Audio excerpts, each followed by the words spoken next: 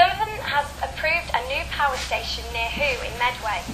The £500 million project will be the third station in the area, supplying 1.5 million homes. Residents' opinions are mixed. Melanie Wimmer and Laura Hartman report. Hoo residents have lived with 2 power stations on their doorstep for decades. Now they are about to have a third one, promising new employment for the area. But the locals are worried about side effects like pollution. There's 2 ways of looking at it. Yes, it will probably be a good thing for creating jobs for people, but then you're going to have the added of all the extra traffic. They should just update what they've got. I don't think they should build more, especially in this community. I think they've got enough. I live very close to the power station. We need the electricity anyway. Otherwise it's going to be nuclear, isn't it? Could really do without the pollution and what have you, but I've lived with it for 40 years, so I don't suppose it's going to be. But hopefully it will create some more jobs for people. Yeah, not good really.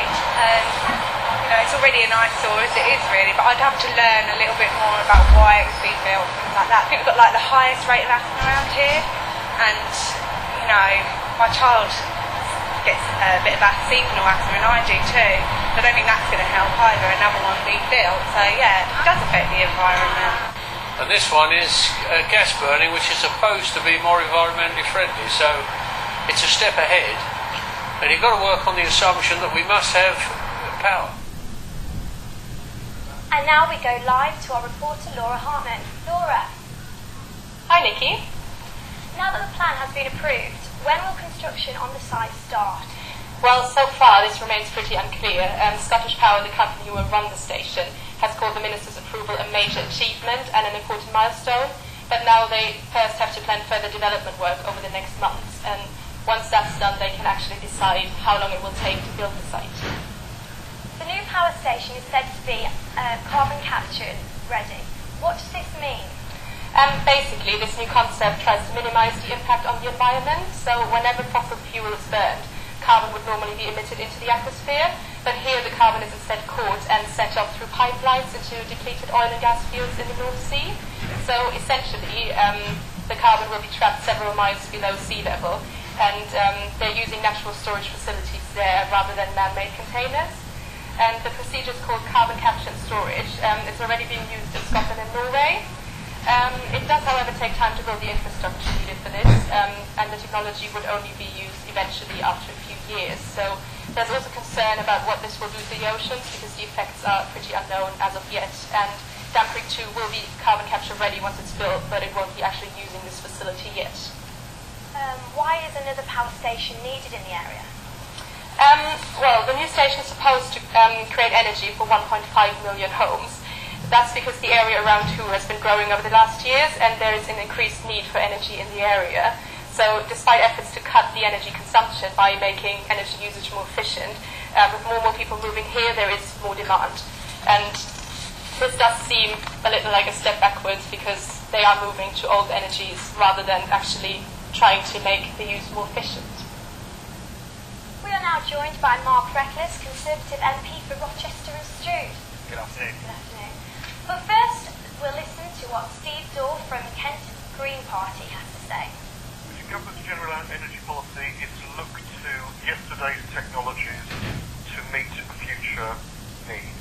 This is completely wrong, and there is a general failure in the policy. The company concerned has not looked at alternatives. It would have been possible to use the same site for a biomass power station, to make organic materials and indeed fast-growing species of wood like willow and hazel from Kent's woodland. 2 things would have happened. We wouldn't be importing any gas, and 2, growing fast-growing species and using them in biomass power stations is carbon neutral, whereas the power station that's going to be built is going to generate about 2 million tonnes of carbon dioxide each year, which is going in the wrong direction.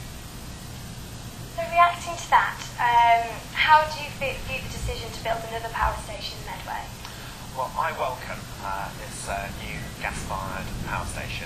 Gas is a relatively clean fuel in terms of CO2 compared to coal, and also because it's a new station, it's going to be significantly more efficient than existing stations in operation. So one, we sort of need new power stations for electricity, and two, it's one of the relatively cleaner ways of creating electricity. What will happen though to the existing power stations?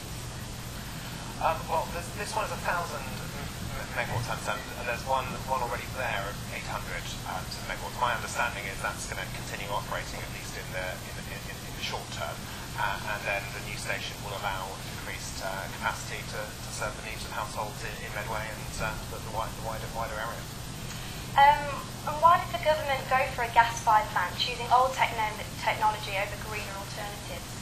Well, it's been an application from Scottish Power, so it's a private sector company that's building that, and they've made an application to government. We had an application about 10 or 15 years ago for a gas-fired power station on the Hoo Peninsula that was going to bring about sort of £6 million in to improve the A228, which a lot of fatalities on. But that was banned by the previous government that stopped any construction of gas-fired power station in order to prop up the coal industry, which was the most polluting in CO2 terms. So gas is a relatively sensible one. It's going to be carbon capture storage ready, and we need new power stations to generate electricity, so that's why the government's approved it. And how will this affect your constituency, do you think? Well, I think it's something obviously going to bring power and electricity, but also I think it's going to bring jobs locally. I mean, in the long-term permanent list, but it's probably going to be 50 or so people. But in terms of the construction phase, there's going to be really significant employment, and I know that will be appreciated by many of my constituents. Thank you very much for coming in. My pleasure.